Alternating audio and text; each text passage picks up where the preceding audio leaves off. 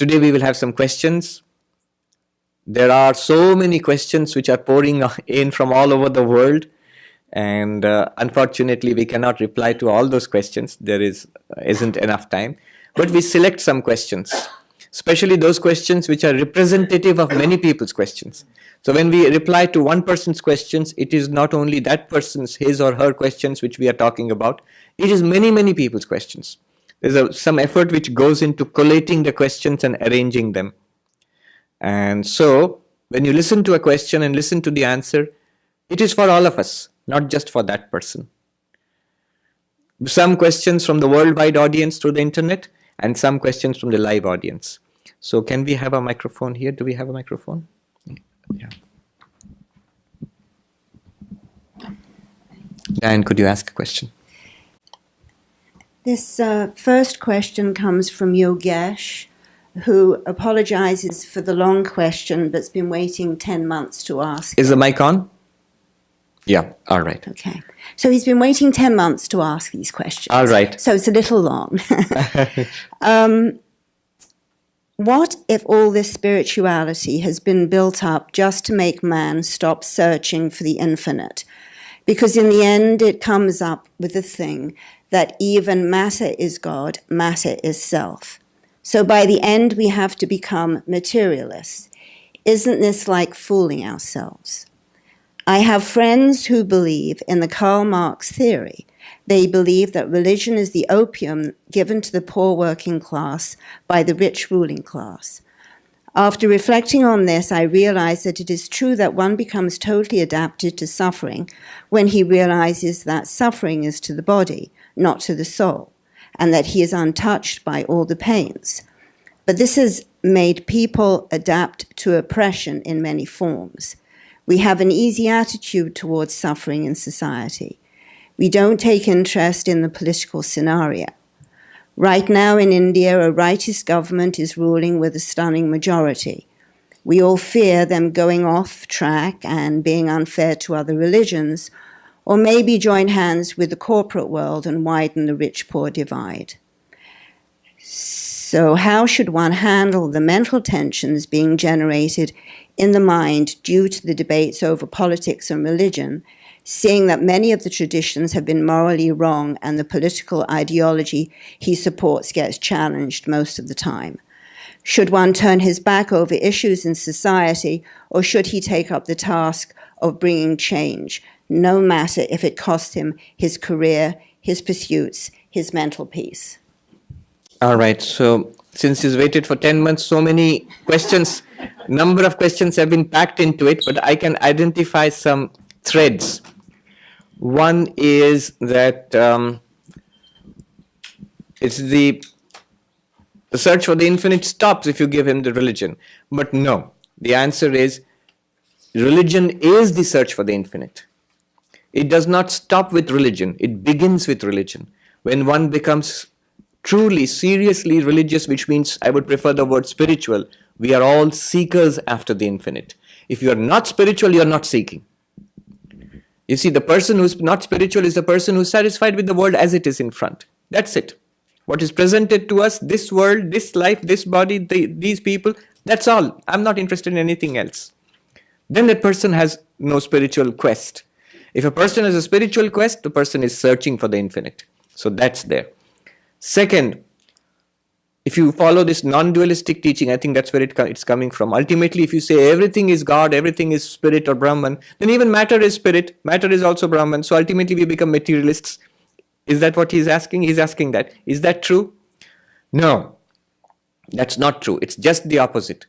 What we call matter, what we understand as matter, is properly understood nothing but Brahman, spirit. Brahman misunderstood is the world of matter and space and time and energy. Time, energy, space, matter, properly understood, is none other than Brahman. So yes, while it is true that all this is Brahman, but it's only in the sense that Brahman is the reality and all this is the appearance thereof. It's not that all this matter, time, space and energy is as real as Brahman. It's not. According to Advaita Vedanta, only Brahman is real, and that's what we have to find. In fact, there is an interesting correspondence between Swami Vivekananda and one of his disciples, an American lady, who writes, and the correspondence is in poetry, in verse. She writes, I have understood what you have taught. You have taught that all is God. And he writes back, I have never taught such strange doctrine that all is God. He says, unmeaning talk. And then she writes back, but I have heard you saying that all is God. He says, no, what I meant was, only God is, the all is not. What seems to be all this is in reality Brahman. That is what has to be understood. When Sri Ramakrishna was asked, please explain religion in one sentence to me, he said, Brahman alone is real, the world is an appearance. Understand that. He does not mean the world as it is Brahman, no. Matter as it is Brahman, no. When you realize Brahman, you do not become a materialist. Rather, a materialist becomes a spiritualist. Spiritualist is not quite the right word. It becomes Brahman. Brahma Veda Brahmeva Bhavati. The one who realizes Brahman becomes Brahman means already being Brahman realizes that he, she was and is and will always be Brahman. So that's the thing. Now, if we do this, are we ignoring society? Are we ignoring politics? Are we ignoring the environment? Yesterday I saw on the 71st Street, there was a big procession, Earth Day and Science Day. And so I was so happy to see so many people who are concerned about the issues of the day. Now, will religion make us apathetic to this? No, it will not. Religion is not a private spirituality, is no spirituality at all. When you are truly spiritual, you're also engaged with the world. And in that sense, you're truly engaged with the world. You're centered in the truth. And then from that center, you look out into the world and you do what has to be done. If you sense something is wrong and it needs to be set right and you feel a calling to do it, you must do it. You must go forward and do that. Religion and spirituality will only help you to do that. It will not obstruct you from doing that. This is sometimes a misunderstanding of Vedanta. Vivekananda himself had to face this. Once when he went back to India and started all that work, schools, hospitals and so on, as a person no less than M, Master Mahashaya, the person who has compiled the gospel, who has written the gospel of Sri Ramakrishna, Kathamrita, he objected. He said, is all this really necessary for a monk? Monks should beg for their food, wander around and teach Vedanta and do their own spiritual practices, strive for liberation. That's the goal for monks. Why all this work? And Vivekananda replied sharply, doesn't your Vedanta tell you that the Atman is ever free? What we are just talking about, you're always Brahman. Then why are you trying to get liberation for the already liberated Atman? Even that effort which you are saying, a monk should put forward effort for his liberation only. Even that effort, according to your own Vedanta, is contradictory. Because you should realize that you are always free. And this I have started for the welfare of not only the sadhus, for the welfare of the world. M was not convinced. He kept quiet because he couldn't argue with Vivekananda. He just kept quiet. Years later, when Vivekananda had passed away, the Holy Mother, Ma Sharada, was visiting our hospital in Benares. And Swami Brahmananda was in that party. M, Master Mahashaya was in that party. And many, many others had accompanied them.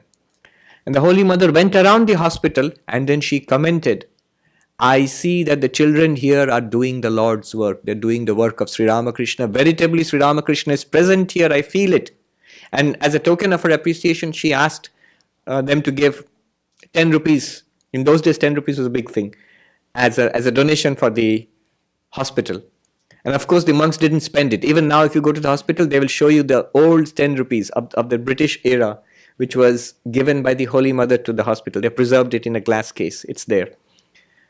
Now, when she said this, something interesting happened. Swami Brahmananda was nearby. He smiled and he looked at a younger monk and he said, go and tell M precisely what the Holy Mother has said. This was years after Swami Vivekananda had passed away. So that monk went and said, I've been asked to convey this message. And the Holy Mother said, this is the work of the Lord that is going on. And M burst out laughing. He understood the implied message. And he said, now I cannot refuse to accept this truth. that this social engagement, that this working for the welfare of society, for the poor, for the oppressed, for the deprived, is very much an expression of spirituality. It's an expression of spirituality. So spirituality will not make you apathetic. On the other hand, spirituality will give you a genuine basis for whatever welfare action you want to take, and it will prepare you as a right instrument for that.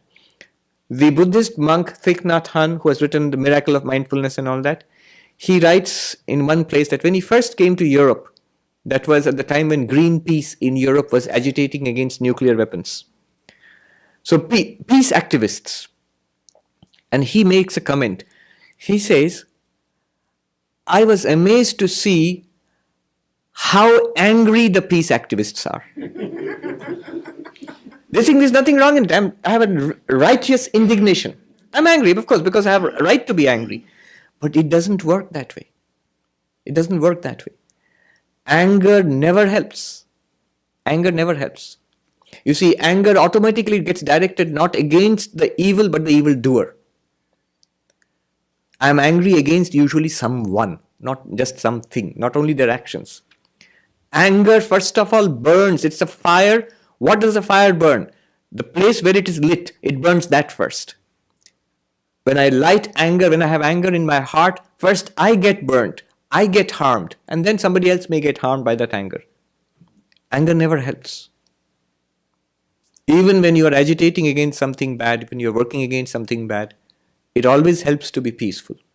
Mahatma Gandhi, he fought against the British tooth and nail for the independence of India. He never hated the British. And they recognized it, that this is a person who does not hate us. He loves us as much as everybody else.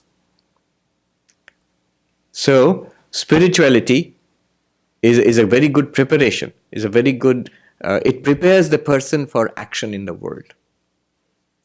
Is there anybody from the live audience? You're also invited to ask questions. Anybody? Otherwise, we'll go on to the... Yes, please come forward.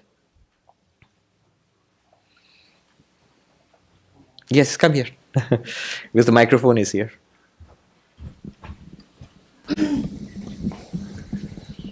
Swamiji, the Gita says that we are our own friend, we are our own enemy. So is there nothing external? We blame a lot of people and, for our lot of issues, but is it always we are looking within ourselves, or is there any external factors also? The way of Vedanta is to make an adjustment on the subjective side.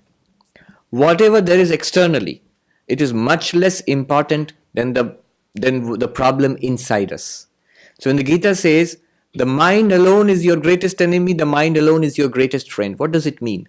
The uncontrolled mind, the angry mind, the greedy mind, the lustful mind is my greatest enemy. The controlled mind, the peaceful mind, the devoted mind, the mind which is full of, is a well-wisher for the entire world, that is my greatest friend. With that kind of mind, I can deal with the issues outside. The issues outside will come and go. The real problem is inside. There will always be problems outside which we have to deal with. But once we deal with the problems inside, in the subjective dimension, we can much more easily, much more effectively deal with the problems outside. That's the point. Now, question from the internet audience? Yes. Thank you. This is from Ajoy. Revered Swamiji, in your talks, you give many examples about the nature of the world in relation to the true self. Prominent among them are 1, a dream, 2, the snake and the rope, and 3, the wave in the ocean. Swamiji, I find that all three are different in the sense that a dream is a complete non-reality. A snake superimposed over a rope indicates that there is a reality right there, but in ignorance the mind perceives it as something else. A wave in the ocean is kind of the same truth, appearing differently, but its appearance essentially is not different than what it is. Which analogy would you say is the most accurate representation of the world and our body-mind complex? All right. Very good question. Advaita Vedanta uses a lot of examples to point out something that cannot actually be directly spoken about. So that's why we use all these examples. And the snake rope, of course, is a classic example of Vedanta. There's this story in the Uttarakhand, in northern India, when this boy ran away from the village to become a monk. And the people in the village, they went in search of him. Somebody went to an ashram and found the boy who had become a monk, a Vedantic monk. And he stayed in the ashram a few days, and then he came back to the village. And the people in the village were interested. How's that lad? How is he doing? What do they do? What do the monks do all day long? And this man reported, well, they have a problem in the ashram, in the monastery. It seems there are a lot of snakes there. Every day in the morning, they talk about a snake which has covered a rope, and they work, and they try to talk about how to drive the snake away, and they come to some kind of conclusion, and the next day in the morning, the snake is back. The snake and the rope appearing as the snake is a classic example which is used. But yes, his point is well taken. The examples are different, and truly so, and on purpose so. There are a number of things I would like to say here. An example is always meant to illustrate one point. Sri Ramakrishna used to say in Bengali, Upama Agdeshi. There is something that the person using the example wants to convey to you. But you must understand what he wants to convey. That's the point of the example, not misunderstand. You'll see how it is applied in these examples. When you talk about an example, you want to talk about something, you are using that example to talk about it. We're talking about Brahman and the world, we are using snake and rope. Right? We are talking about Brahman and the world, we are using snake and rope. Now there is something common which is helping us to talk about it. That common factor must be understood. Everything in the example will not match everything in the exemplified. That's the very nature of an analogy or an example. When you say a man is as brave as a lion, you expect that man to be courageous. But you don't expect that man to be going around on all fours and growling and jumping on random people and eating them up. Because he's like a lion. No. He'll be as brave as a lion, means courageous. That's only in one point. You wanted to express only one point there. Similarly, now, this is a really good question. What is the point being expressed when you say the world is like a snake in a rope? Or it's like a wave in the ocean? Or it's like a dream? What is the similarity? Note something here. I was listening to the language used, that in the case of a dream, Ajay says, there it's not at all real. Whereas in the case of the snake and the rope, there is something real there, by which he means the rope, which appears as a snake. When you are talking about a dream, it's not that there is nothing real there. There is something real there. That's the dreamer. In the dream, the dreamer does not, the person who's sleeping and dreaming, that person does not appears as a role in that dream itself. Has a body in the dream, a dream body and a dream role to play. But in all of the dream, what is the underlying reality? Unseen reality there. It's the mind of the dreamer, isn't it? The whole dream is constituted of the mind of the dreamer. Exactly like that, when you see a rope in front, a snake in front, it's actually a rope. You don't know that it's a rope, but with the false snake which you are seeing, all of it is virtually only the rope and nothing else. The two examples are not as different as you would think they are. There is a reality which is being misunderstood. There is a reality which is appearing as something else. The mind of a person sleeping and dreaming, you've forgotten that you are sleeping in your bed, you're safe and sound, you are having a nightmare and terrible things are happening. All that is generated by your own mind in the dream. It's a virtual reality generated by your mind. There is a reality appearing as something else. In that sense, there is a reality, the rope, appearing as a snake. Okay. In the same way, what is meant is that there is a reality, Brahman, unseen. Just as you do not see that you are in your bed and sleeping in your dream. You see everything else except the dreamer. In the same way, we see everything else here except the reality which is existence, consciousness, bliss. Now, just like the rope which is in front of you, and yet you do not recognize the rope as a rope, you see the rope as a snake. In exactly the same way, Brahman is actually in front of us. Front of us, in one of Mundaka Upanishad, it says, Brahman is in front of you, Brahman is behind you, Brahman is to your sides, Brahman is above you, Brahman is below you, inside and outside, everywhere and always is Brahman alone. And we say nowhere, neither in front, nor back, nor above, nor below, nowhere. Wave and the water example is there. That the reality is that same reality. The wave is nothing but water through and through. But if a little wave asks the guru wave, you say that we are all water. But where is water? Where? Up, down, below. Where is water? I only see a wave. I see myself. I see you. Where is water? He is seeing water. That little wave is seeing water. Seeing means within quotes. It's all water around him. Doesn't recognize it. All the time. Experiencing water. It's like somebody looking at this and saying, yes, I see the lectern. What do you mean wood? Where is the wood? It's a lectern. If I say, no, this is the wood. Swami, you are touching the front of the lectern. But where is the wood? It's all wood. You see, but it's all lectern. Where is the wood in this? If you say like that, you understand what is wood and what is a lectern, so you understand the meaning of this example. But when the enlightened person says it is all God, we are in the same situation. What do you mean it's all God? It's a man, it's a woman, it's a friend, it's an enemy, it's a building, it's a sky, it's a flower. Where is God in all of this? We are having exactly the same problem.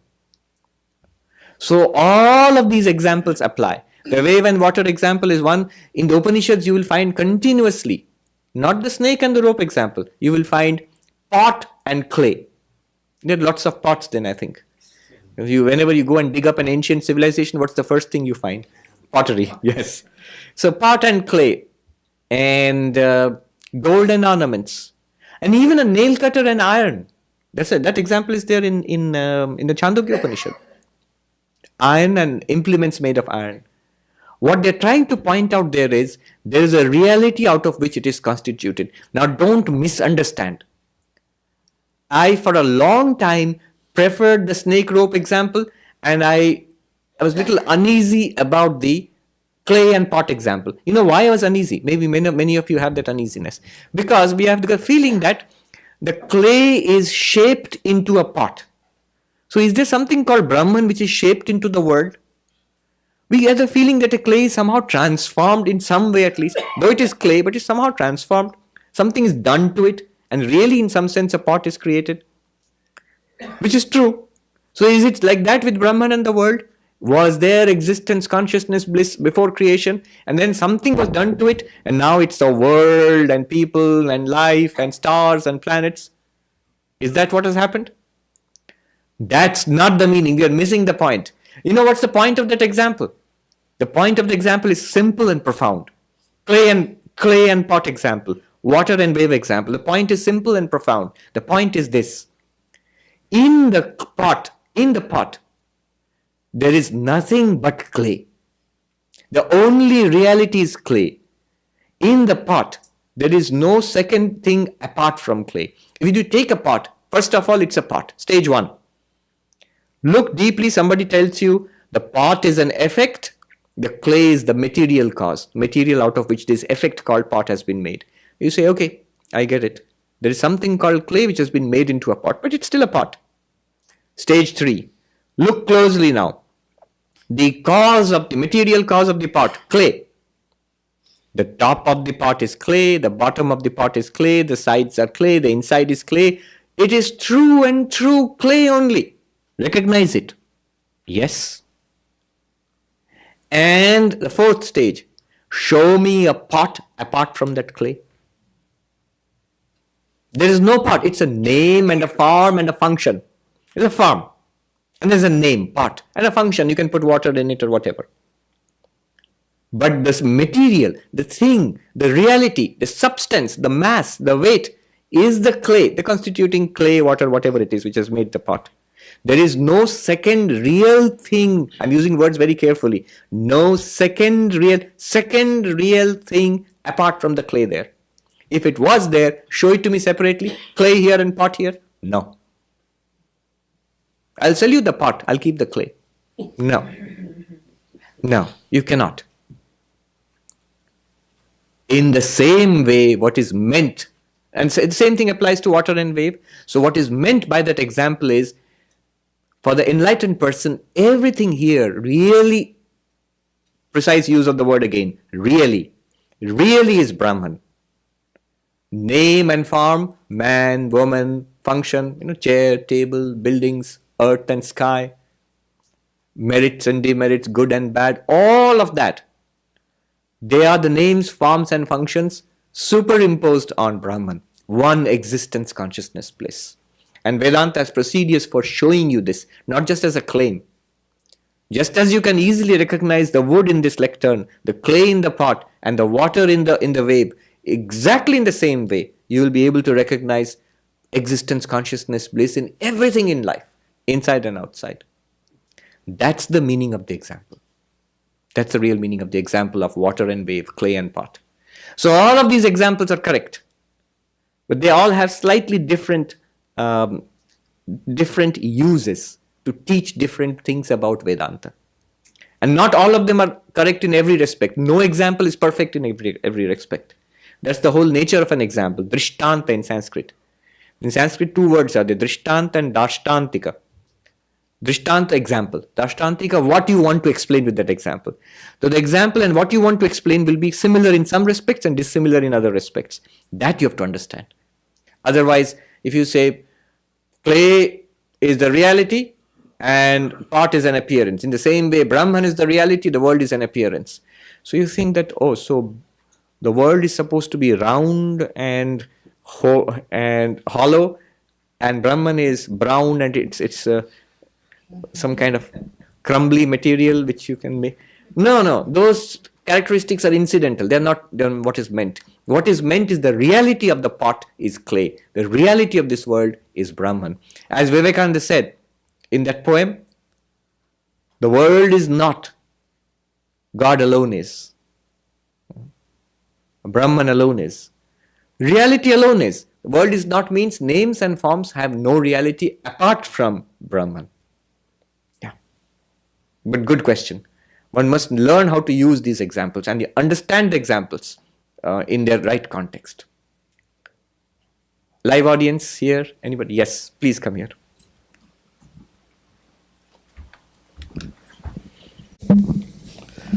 Thank you, Swamiji. I have a question in dilemma with my son. We discuss about Vedanta, and he's more a science type of person. And I tell him that examples of Swami Vivekananda seeing Devi, Ramakrishna Paramhansa seeing Devi, and then I try to bring it down to, since it's difficult for him to comprehend, talk about Ramanujam getting all the mathematical equations from Devi. And so I'm unable to convince him. He says, look, science is more honest.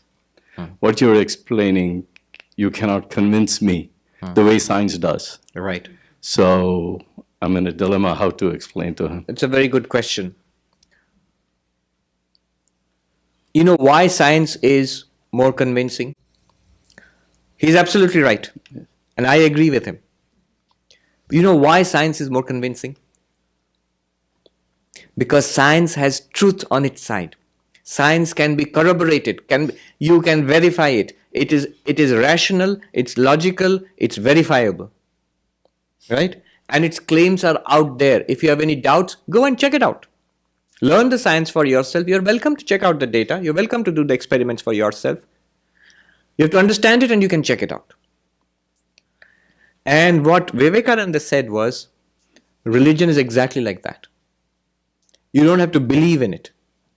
Here are the methods. They're different methods than science because it's internal, it's not external. But you can have the same experiences that anybody else has had. I'm going to give the answer in two levels. One is the answer which Vivekananda gave in this country in the 19th century and in India also. I'm giving that now, but I'll give you a deeper answer a little later.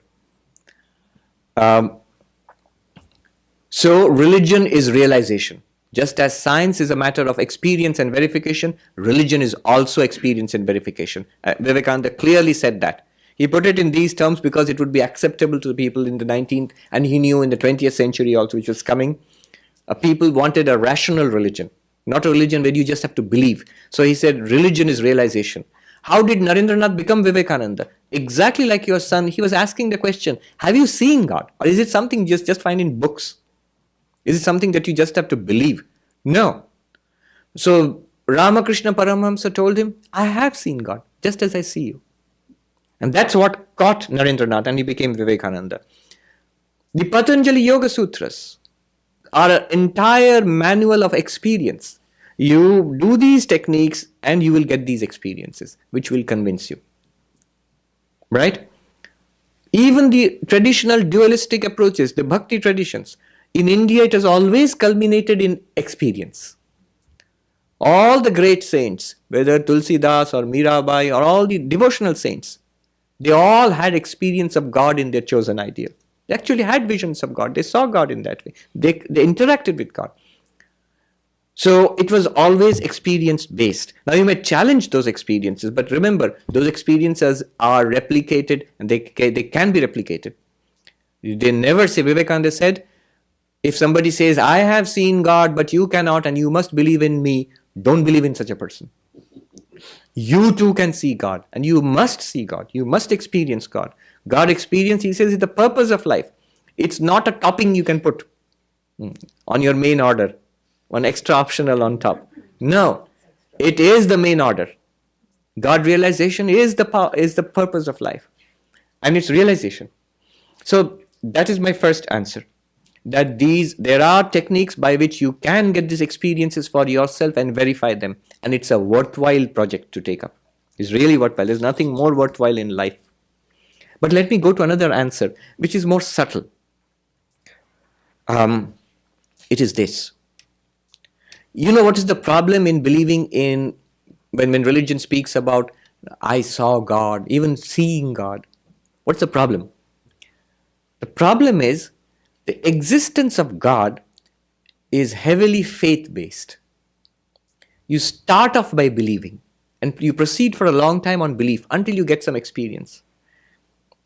It's based on faith. How do I know that God exists? The things that science talks about are evident. They're either they are seen by my eyes, by my own senses, or by instruments which can extend the power of my senses, microscopes, telescopes, particle accelerators, and whatnot. So, all these science deals with a tangible reality. Even the intangible reality which it deals with, the tiny atoms and subatomic particles and all, they are made tangible by instrumentation and by proper scientific procedures. Whereas what religion claims to deal with seems to be entirely faith-based. You just believe in it. It seems to be like that. For such people, and there are many such people, there is another approach. You don't have to start off with God. Start off with yourself.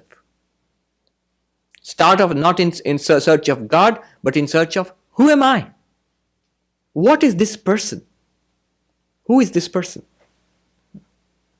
Our own existence is never doubted. You can doubt the existence of God. In all the theistic religions, there will be some effort spent in trying to convince people of the existence of God. So in Christianity, for example, you have the theological proofs of the existence of God. Saint Thomas Aquinas, the 5 important proofs of the existence of God. In Nyaya, philosophy of Hinduism, which is a dualistic philosophy, you have, I know of number of philosophers who have given multiple proofs. Udayana Acharya gives 9 proofs of the existence of God. Now you see, they're struggling. They're struggling to establish the existence of God. But when you look at yourself, you don't have to give proofs of the existence of yourself. Nobody seriously doubts. But what we doubt is, what is the nature of the self? Is it a limited being? Is it an unlimited being? Is it an appearance? Is it momentary? Different theories of the self. But the self is something is there here that nobody can doubt. So for people who are interested in spirituality and yet they find it very difficult to take up, they find it unconvincing to take the path of dualistic, theistic religions, it's much better to investigate the self. That's why Vedanta appeals to such people. Don't ask about God, ask about yourself. Who am I? Am I the body? Am I the mind? Am I a combination of body and mind? Or am I something more which Vedanta speaks about? And at every step, there's no question of any extra belief. You verify it by understanding and by noting it. You see, even in yoga, which Vivekananda talks about, there can be a doubt. Somebody actually asked Vivekananda in India, you are saying by the practice of these techniques, I can actually experience the spiritual realities. Good. But the catch is, these techniques are difficult and it will take me 30 years of hard effort. There's an entry barrier there. How do I know right now that what you're talking about is real? Right? Even experience of God is a long-term project. Until that time, you have to proceed on some kind of course, it does not take much faith, because the more you practice yoga, the more you see, to that extent you see it's correct, it's right. You don't have to wait till the very end when suddenly God pops into existence in front of you and then you say, okay, it was all right. No, till that point, swalpam api asya dharmasya trayate mahato bhayat. Even a little practice of this saves one from great fear. So that process is self-verifying. But Vedanta goes a step further. It takes for its datum your own existence, which is beyond any doubt. So that's my answer. For such minds, and I am very much in sympathy with such minds, so I feel that the path of self-enquiry. I have said this earlier, let me repeat it. It's a very interesting idea. Vedanta basically says that thou art. You are Brahman. That thou art. That means in Vedanta, that means God actually. Saguna Brahman. Thou means the individual. These two kinds of consciousness, individualized consciousness and cosmic consciousness.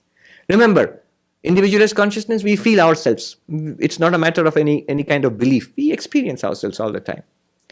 That cosmic consciousness which one calls God is a matter of faith. But these two are essentially the same consciousness. That is the teaching of Vedanta. Correct? Now, look how it's interesting. All the religions of the world and all kinds of religious aspiration, spiritual aspiration, are either one of these two types. I have seen young people coming to become monks in the order. I ask them, what do you want? What are you looking for? They cleanly divide into two groups. Some of them say, I'm searching for God. Many of them, they say, I'm searching for God. What's the truth, man? Give me the truth, they'll say in this country. The truth about this entire world. The other group says, God is nice and good. Good luck to him. But I am interested in, who am I? What's the purpose of my life? What is the meaning of this life? And who am I really? Searching for the reality of the self. Searching for the existence of God. Two realities. Two kinds of approach in spiritual life. Now look at the religions of the world. Some of the religions are that oriented, and some approaches are thou oriented. That thou art, tat tvamasi. Some are tat oriented, some are tvam oriented. That oriented, thou oriented. Christianity, Islam, Judaism, Zoroastrianism, and many forms of Hinduism. When you worship Vishnu, or you mentioned the Devi, worship the Divine Mother, many forms of Hinduism, you worship Shiva, they're all God-oriented, that oriented around Saguna Brahman, Ishvara. And there is another kind of religion, Buddhism, for example, Jainism, or in Hinduism, the Sankhya, Yoga philosophies. You thought I was going to say Advaita Vedanta, but no. No. Advaita is something else again. Sankhya, Yoga, Buddhism, Jainism, they're very different from each other, but all of them are concerned with self-realization. Buddhism is not very concerned with God. There are entire Buddhist communities, philosophies which actually actively deny the existence of God. Sankhya does not talk about God. Yoga speaks of God, but if you investigate the nature of God, yoga, I mean Patanjali Yoga. If you investigate the nature of God spoken about by Patanjali Yoga, you will see it's not the God of religion. It is as we said, the primal guru, the one who, the ever-free soul who helps us on the path of realization, but not the creator of the world, not the rewarder or punisher, nothing like that. So there is an entire type of religion which is oriented towards self-inquiry. And the two religions are different, suited to different minds. This kind of religion, the God kind of religion, deals with, you'll see it's mostly centered around temples and houses of worship and churches. It's centered around worship and prayer and devotion and bhakti and festivals and food, lots of delicious food, and so many things, and songs and love. These are traditions of bhakti, traditionally, most of them. And they have other sides also, but not, mostly it is this kind. The other kind, if you see Buddhism, Jainism, Sankhya, Yoga, they are very introspective religions. They are centered around meditation, many of them. Again, I'm saying these things have developed for thousands of years, so they have all aspects of both sides. They are very complex systems. But traditionally, if you see the stream, especially the original starting, it is very inward looking. It is meditative. It is ascetic. It's often very monastic, these traditions. And they are more spiritually inclined, philosophical, meditative. And each of these systems, these two approaches, they have their advantages and disadvantages. Think about it. The disadvantage of the God-oriented approach is you have to start with belief in God, your son's problem. And problem of many, many people throughout the world. You have to start with belief. If you are seriously interested in religion, it becomes a big hurdle. Many people are conventionally interested. They go to a temple or a church on Sundays or on do pujas. That God is a peripheral part of their lives. So they are not really asking the question. But if you really ask the question, then it becomes a serious problem. Does God exist? How do I know? I could be fooling myself. You say Ramakrishna saw God. He could be fooling himself. Who knows? How do I know God exists or not? A doubt. Because it's based on faith. We don't see God. At least not for a very long time. Whereas the self-inquiry methods, this side has the big advantage. It's not based on faith in that sense. Because the self exists. Nobody doubts it. That I am there, nobody doubts it. Nature of the self is open to doubt. I know there should be questions in your minds. Didn't the Buddha doubt the existence of the self? The Buddha doubted the existence of a permanent, immortal Atman. But that you feel I am, that nobody doubts because everybody feels it. How can you doubt something that you feel all the time? So, they have the advantage of, the self is not a matter of faith. It's a matter of experience. Everybody experiences the self. But what is the disadvantage? The disadvantage is that the self, it's no use to me saying that I exist. That's my problem, that I exist. I have all these problems in my life. My existence is surrounded by problems. It's a limited existence. It's a miserable existence. It's existence which is threatened by death, which is threatened by disease and dishonor and frustration and failure. It's something that's troubled by desire and ambition. All of this. It's a troubled existence. That's the problem. And the advantage in the other side is, this problem is not there on that side. God, if God exists, he, she, it, if it exists, has no problems. Omniscient, all-powerful, all-pervading, all-knowing, all-loving, all-good. What problem does God have? God has no problems if he exists.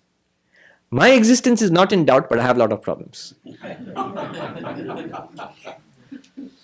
Now, here's the climax. I'm coming to Advaita, non-dual Vedanta. Bring the two together. You know what's the genius of Advaita Vedanta? It brings the two traditions together, the two streams together, leaving out the problems of both, combining the advantage of other. How does it combine the advantage of both of them? See, the certainty of your own existence is combined with the infinitude of God.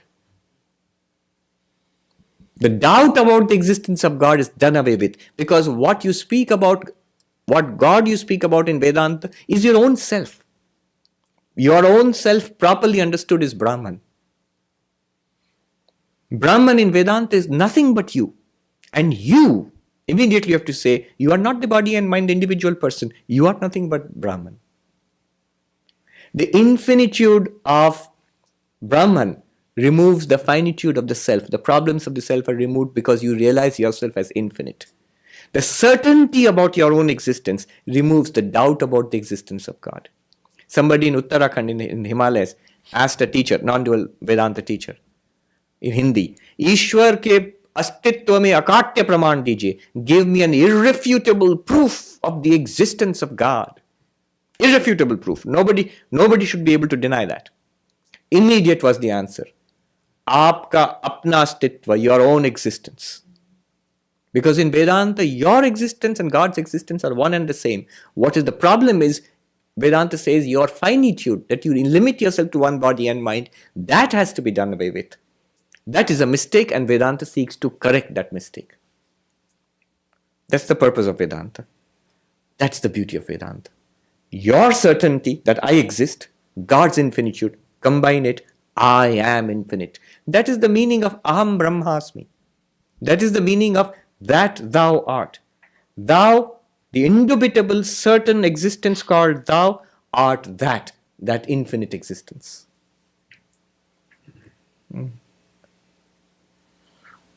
I see how the two religious traditions, when they interact with each other. I remember one interfaith conference which I attended. And there were people from all religious traditions. Sikhs, it was organized by the Sikhs in India. There were Hindus and Sikhs and Christians. There was even a rabbi from New York. And there were Buddhists. There were a group of monks, lamas sent by the Dalai Lama. Now, I saw something interesting. When all the people were standing up and saying good things about each other, it's the same God that we worship, God is all loving, we should not fight in the name of God. And I could see the Lama sitting in the back and smiling. From their point of view, they're too polite and nice to say otherwise. From their point of view, you are a superstitious lot. What God? What God? You have no shred of evidence of that such a God. You are a superstitious lot.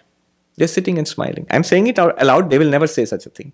They're non-violent and very nice and very sweet. And if you ask a Christian theologian or a Vaishnava Pandit about what they think about the Buddhists, they will think that they are a selfish lot. Self-centered.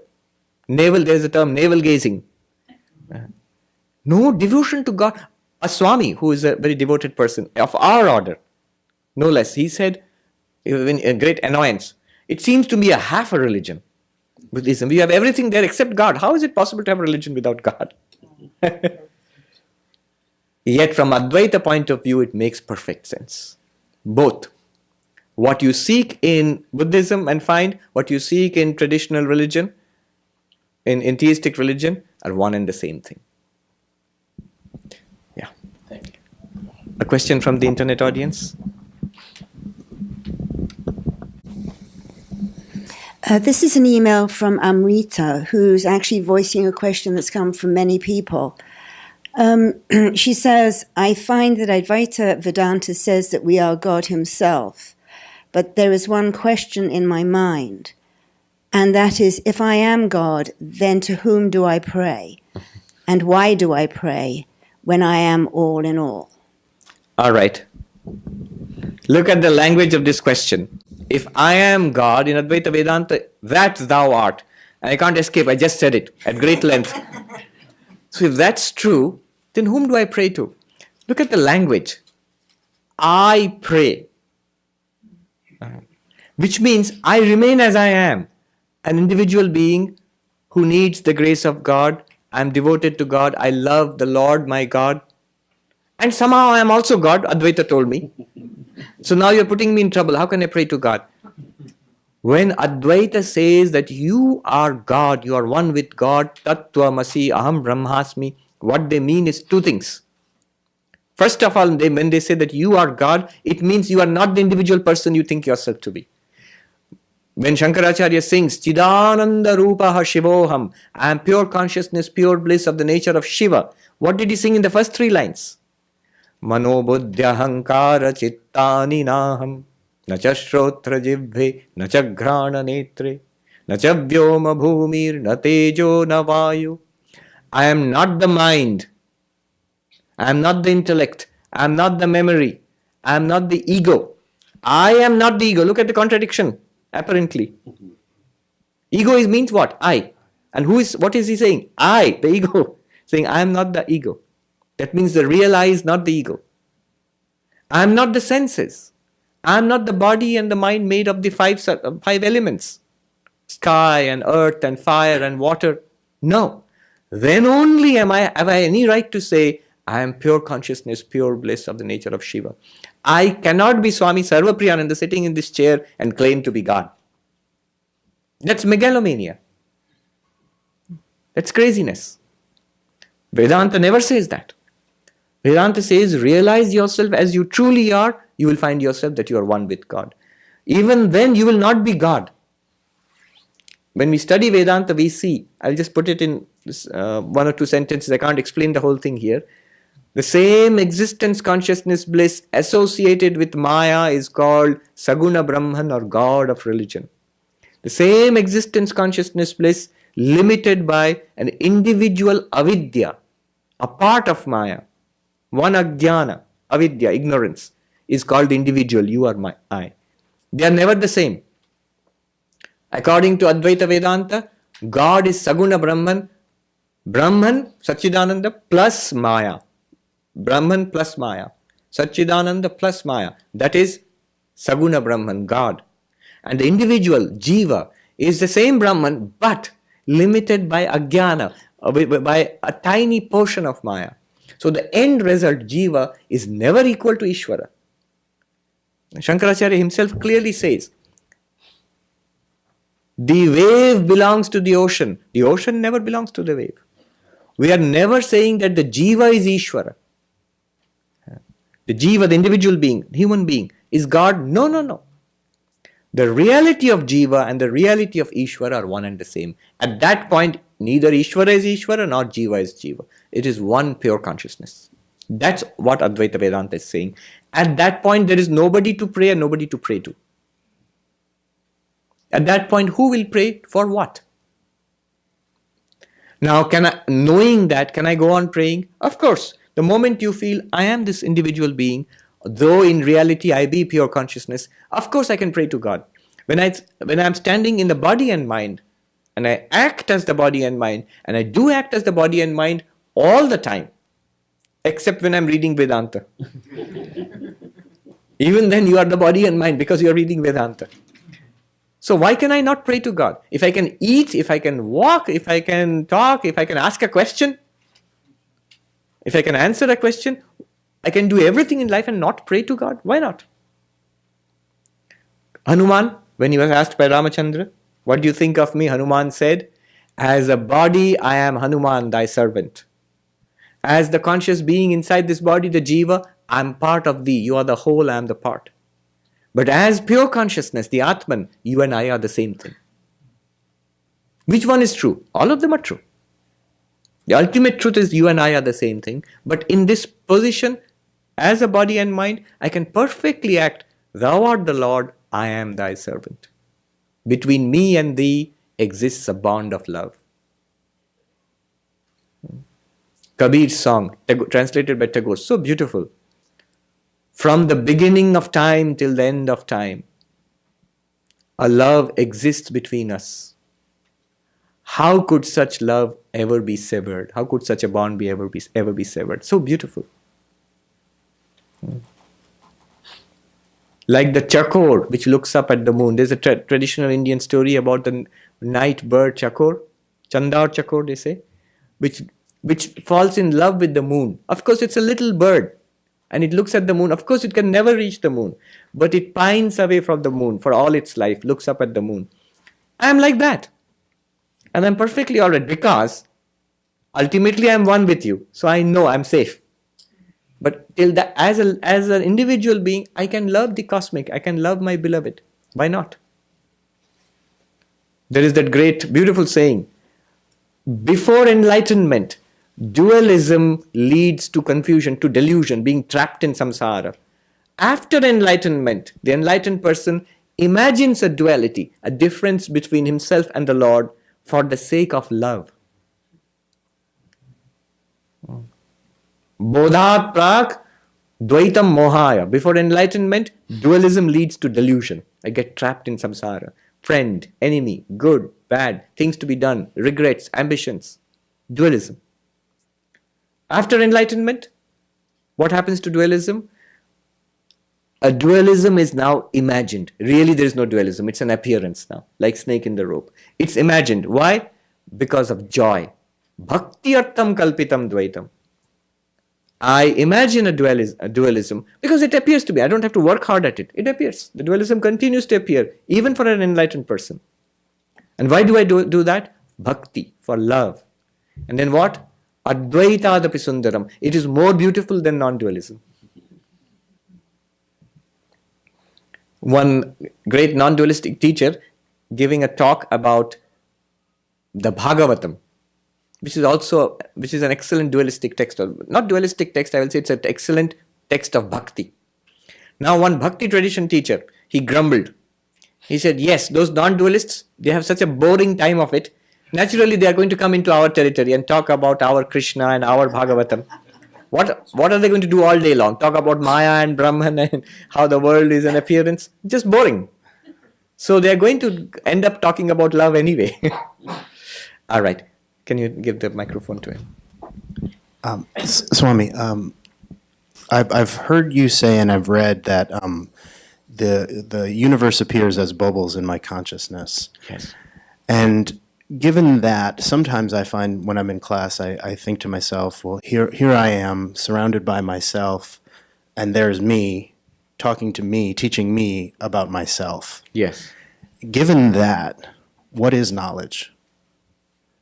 Knowledge is that which removes an ignorance in a particular mind. The ignorance has there is an appearance of duality here, right? Even after knowledge, the appearance of duality will not go away. But the appearance of duality will be seen as an appearance of duality. The underlying unity will be understood clearly, without any doubt. So you and I and all of us are one. And it's not crazy to talk about it like that, because I know I have attended classes in the Himalayas where the Swami starts the class by sitting, Mere Atma Swarup Sab, O all ye who are my very self. You have come in this way. Even mundane things. In the Himalayas, there are what is called Bhandara. Bhandara is a big occasion for monks, where monks are invited to feasts. Rich people give money and a nice meal is cooked and you invite monks.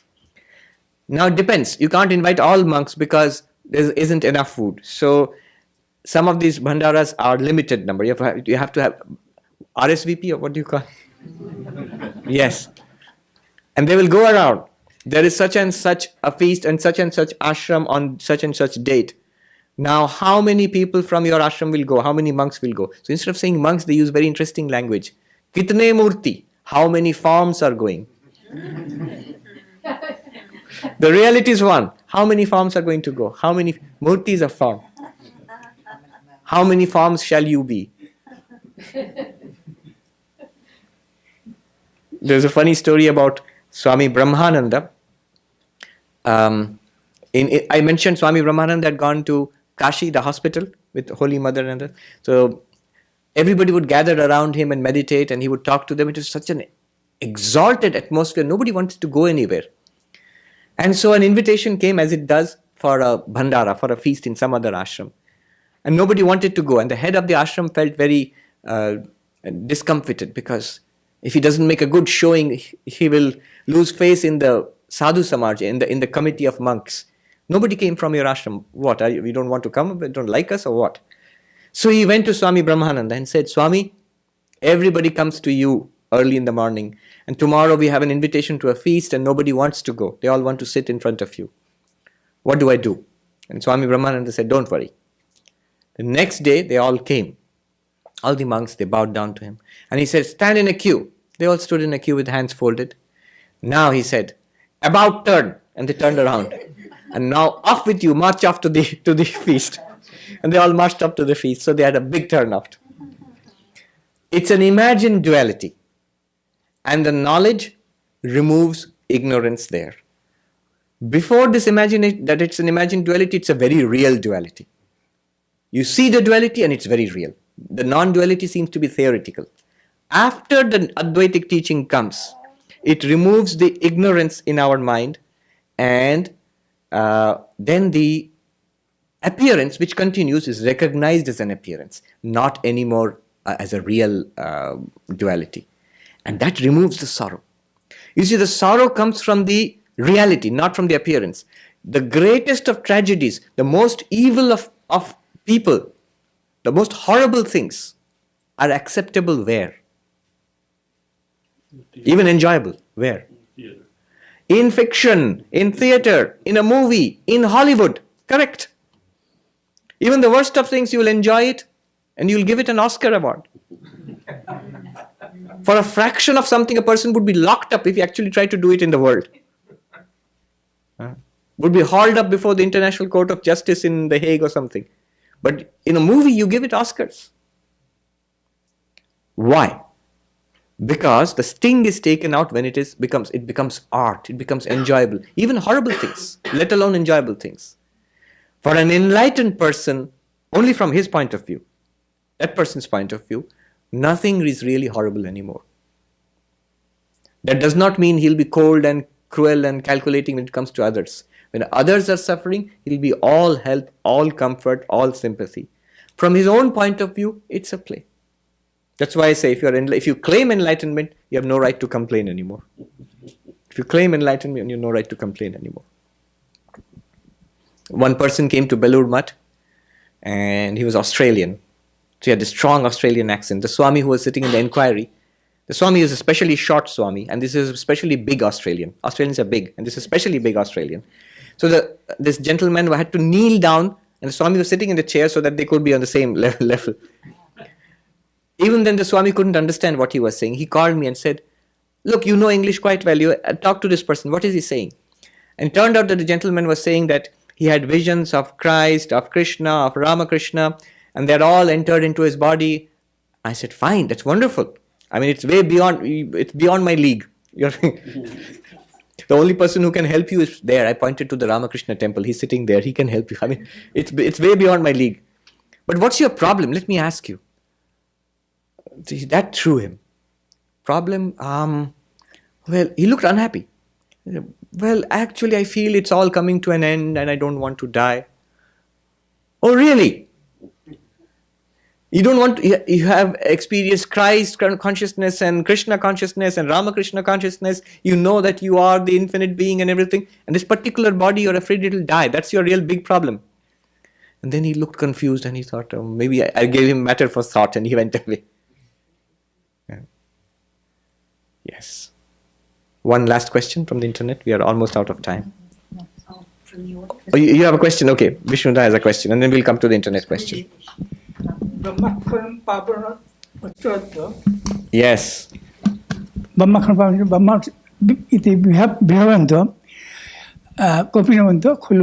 Khalu Bhagyavanti, yes. Is this be regarded as spiritual retreat? All right. The question by one of our senior most members is, he's quoting from Shankaracharya's Kaupina Panchakam. The traditional monks have, they go around wearing only a loincloth, nothing else. And that too, not all monks. There are some in the high Himalayas who discard that piece of luxury also. So they go around stark naked. Now, Kaupinavanta means the wearer of the loincloth, which means a monk. The monk is fortunate. That's the refrain of the whole hymn, of the stotra. Kaupinavanta khalu bhagyavanta. The truly fortunate is the wearer of the loincloth. And it ends on that note, Brahmaksharam pavanam uchcharanto brahmam aham asmi iti vibhavavayanta. Dikshu paribhramanta, he says. Constantly contemplating the Vedantic truth that I am Brahman. As long as the body lives, wandering over this wide earth, sleeping wherever he finds shelter, Swami Vivekananda said, food, whatever chance may bring, good or bad, can never taint the self, which knows itself. It's a wonderful life. Those who have tried it, it's a kind of freedom one can only, you cannot imagine it.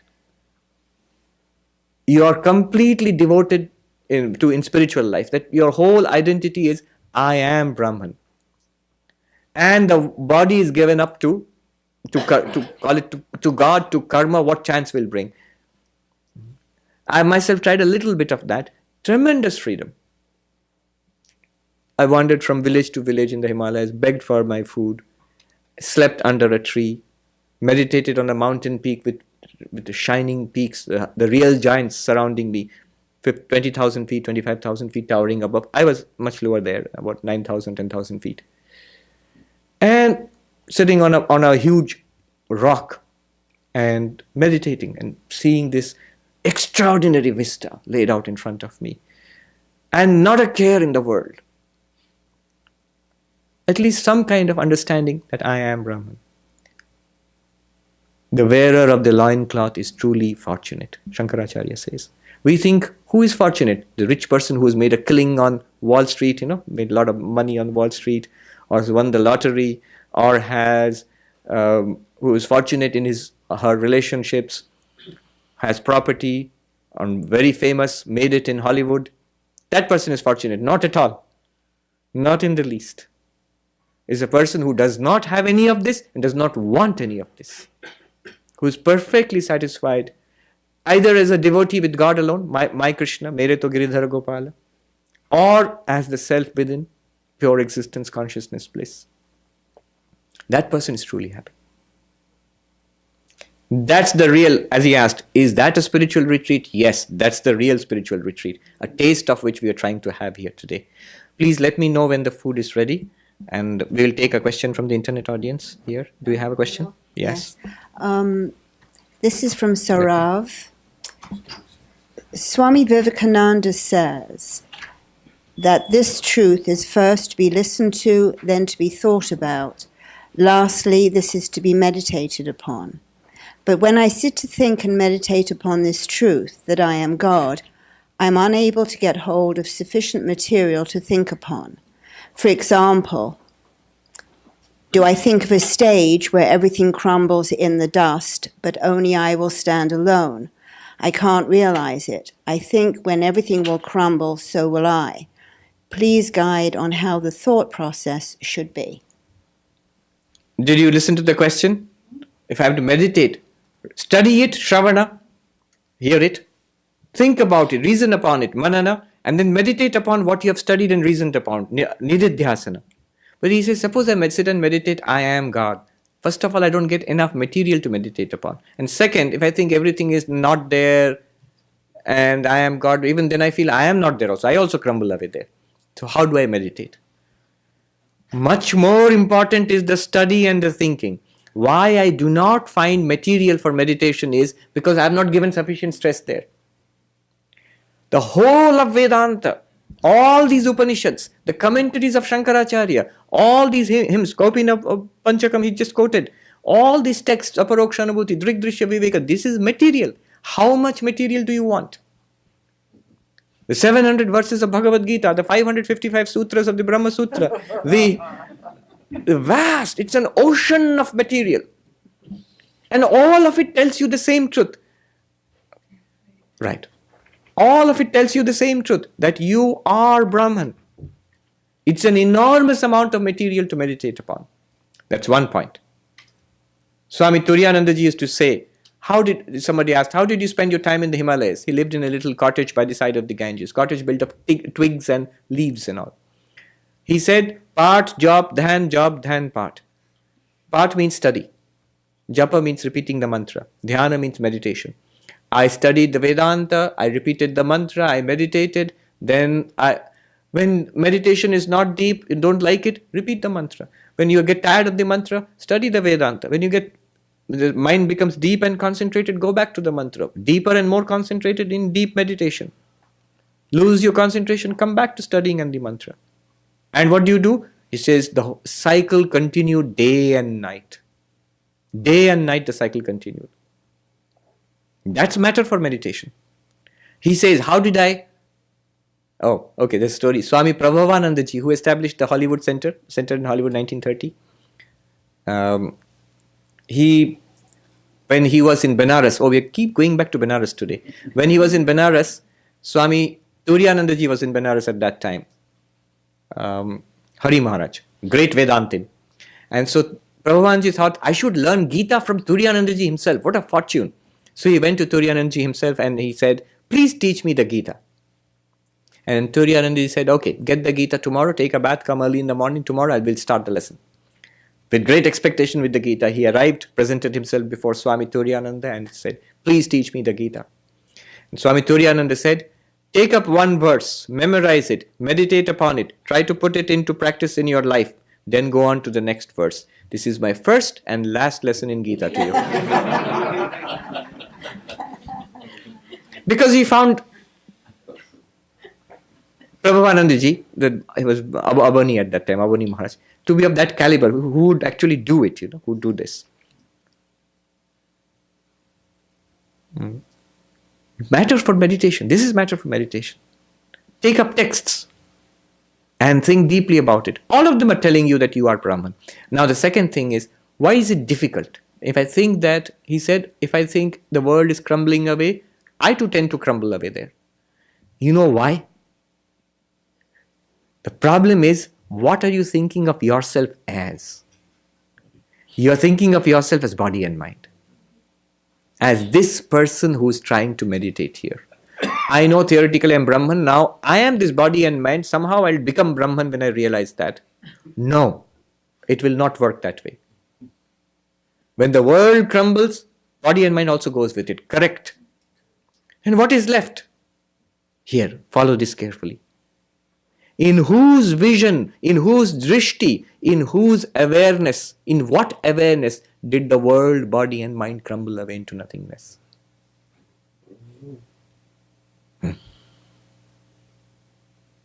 Look at your own language. Did you not say, I see when the world crumbles away, even I crumble away into nothingness. If you crumble away into nothingness, who is that which notes that you are crumbling away into nothingness? Meditate on that. Stay with that. On that beautiful, very high note, we'll bring it to a conclusion. Sri Ramakrishna used to say, Khali pete dharma hai na? No religion on an empty stomach, no spiritual retreat also on an empty stomach. So I am informed that the food is ready. We'll conclude it at this point. Om Shanti Shanti Shanti Hari Om Tat Sat Shri Ramakrishna Arpanamastu. Please come. Come forward. All right, so that's it.